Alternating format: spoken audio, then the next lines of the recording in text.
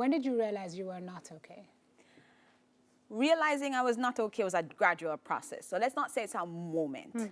It's feeling very trapped inside because I'm being good about having my mask on and sanitizing and staying inside. I end the show every day by saying, Tana ya yard. So if you don't have to do unnecessary going out, don't do it. But starting to feel now that I am restricted and I don't know how long this will last. Because if you say to people it's going to be 6 weeks or it's going to be, 3 months, we can go, all right, we'll do it.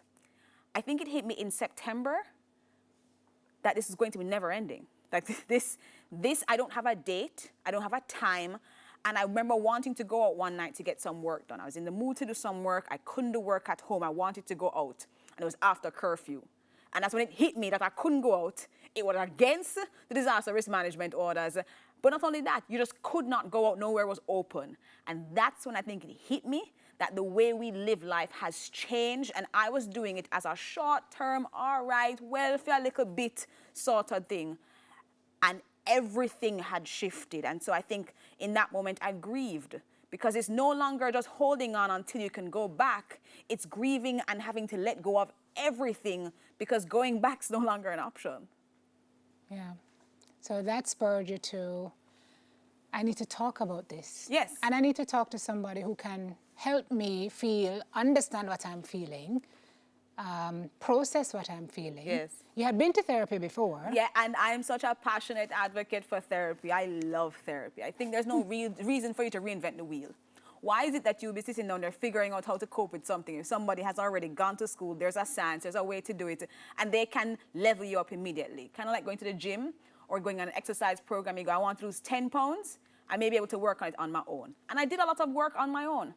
If you want to lose 150 pounds, 500 pounds, you may need a specialist. And so therapy for me was a good specialist place of me and realizing... pandemic is 150 pounds. 200, 500, 850. But I had this space already created. So I had given myself the gift of therapy in 2019. And that's what I see it as. It's a gift that keeps on giving. So I knew that when that night I realized that, no, I'm trapped.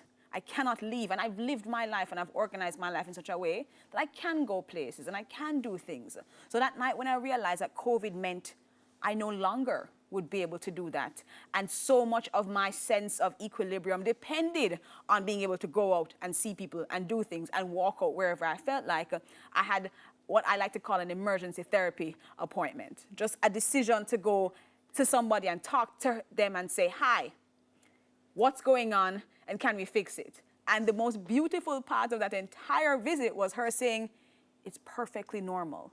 It's perfectly okay.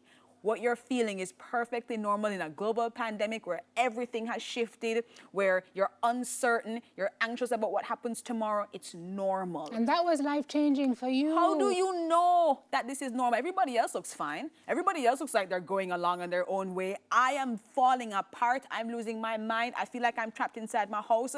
I want like a sun. I want grass under my feet. I want something that's outside, but outside is not safe. And inside, I'm tired of being inside now. Right. But having a conversation with someone who's seeing multiple people and is saying, you're fine. Inhale, exhale, meditate, journal some more. You have these tools that you have got through therapy that can help you. Just remember that you have them. But you're not freakishly abnormal. You're not crazy. Right, there's nothing crazy about what you're feeling right now. Let's talk about how you're getting through. Yes, it's not finished. Es un proceso, no? The first is you said, Simone, if I had a friend who spoke to me the way I speak to me, I would have to lose that friend. Oh, gosh. So you have to give yourself grace and be gentle with yourself. Gentle with myself, incredibly kind to myself. It's very easy for me to speak to you and say, no, man, Simone, take time, man. There's lots going on out there. Me to me, no man, my girl, you're lazy today, you're not finished your work and you're supposed to finish it from 5 o'clock. I can't understand how you take so long. And what is going on? Listen to me, a bare excuse you give me. And that's me talking to myself with no understanding or compassion. No, I believe in being kind to myself, but also pushing myself to do things. But I was moving into extreme self-criticism mode where I wasn't allowing for any of what was going on all around me to be processed. And that it was heavy, and that it was a lot. No. I was beating up on myself, and I would never allow anybody to speak to me like that. You said you learned not to compare your behind the scenes with somebody else's highlight reel. Yes. It's very easy. I tell you, social media is a very beautiful place. It allows us the opportunity to see into people's lives in ways we never thought we would have before. But it also self-selects.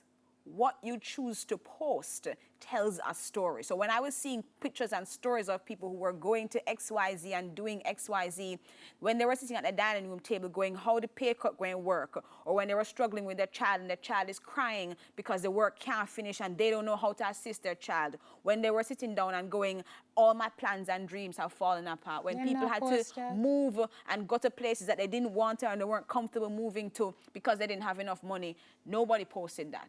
But the nice things got posted. In fact, I know some people who came off social media just because they were trying to manage all this and said that they didn't need to see all of these visuals. But it was very difficult when nobody's having this conversation about struggling. Everybody's posting the happy pictures.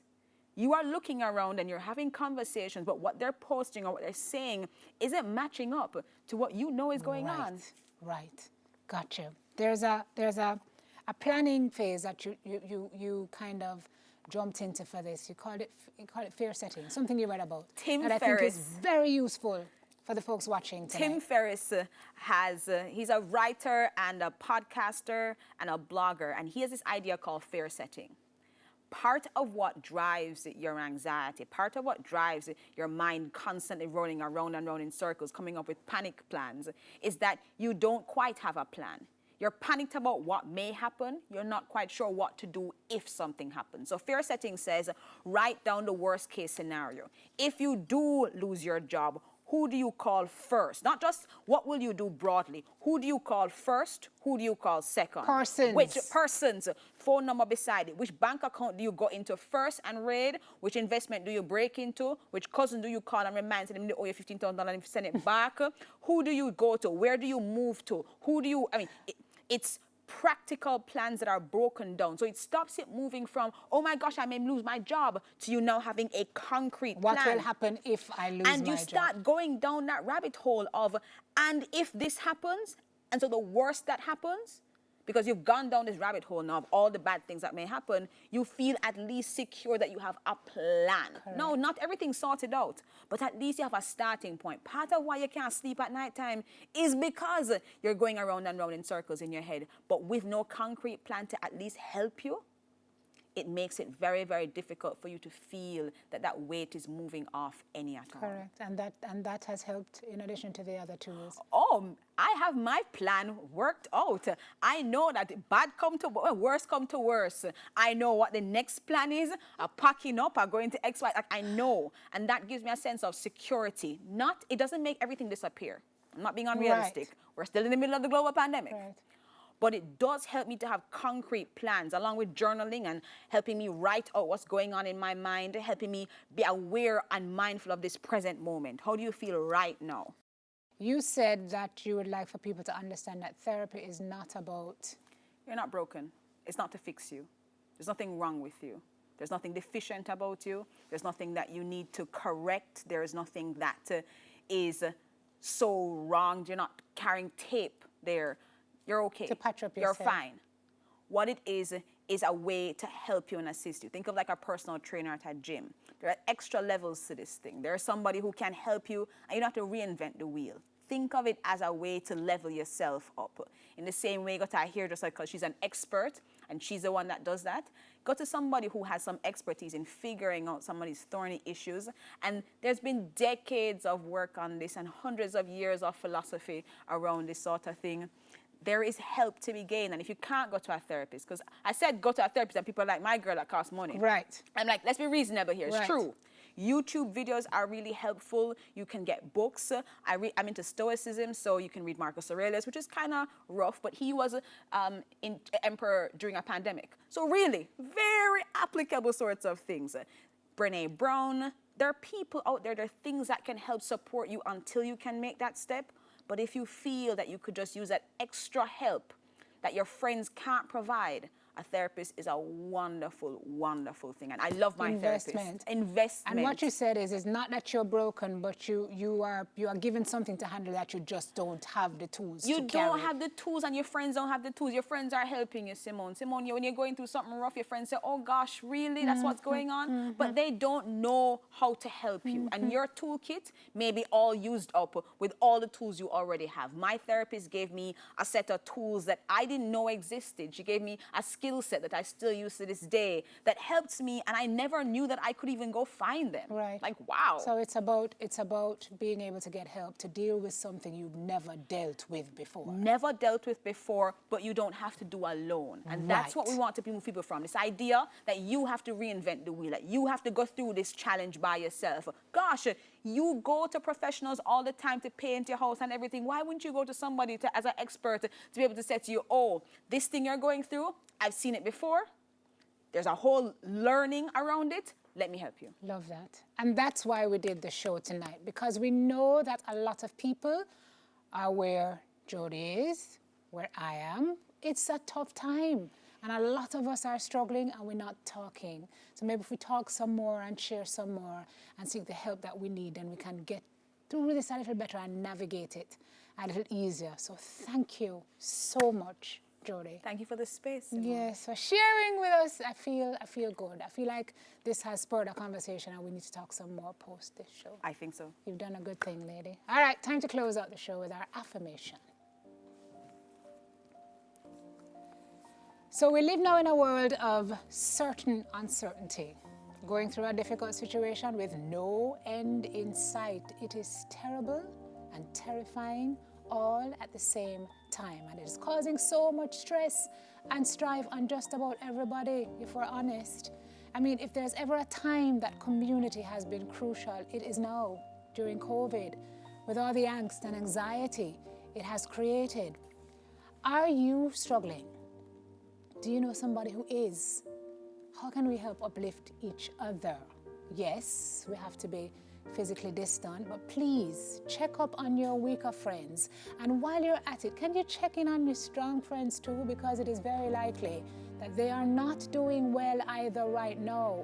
So a kind word, a kind gesture could be the thing that helps somebody to get through one more day. Jodi said if she could get somebody to go through one more day tonight, she would have done her job. So reach out for assistance without fear of judgment or shame, because we cannot carry this alone, people. This period has proven that we need each other, and the only way that we will get through this is together. But make no mistake, we will get through this, and even this too shall pass. Tonight, the affirmation is very simple. I don't even know if it's grammatically correct, but it's going to be, it's okay not to be okay, and it's okay to ask for the help I need until all is okay again.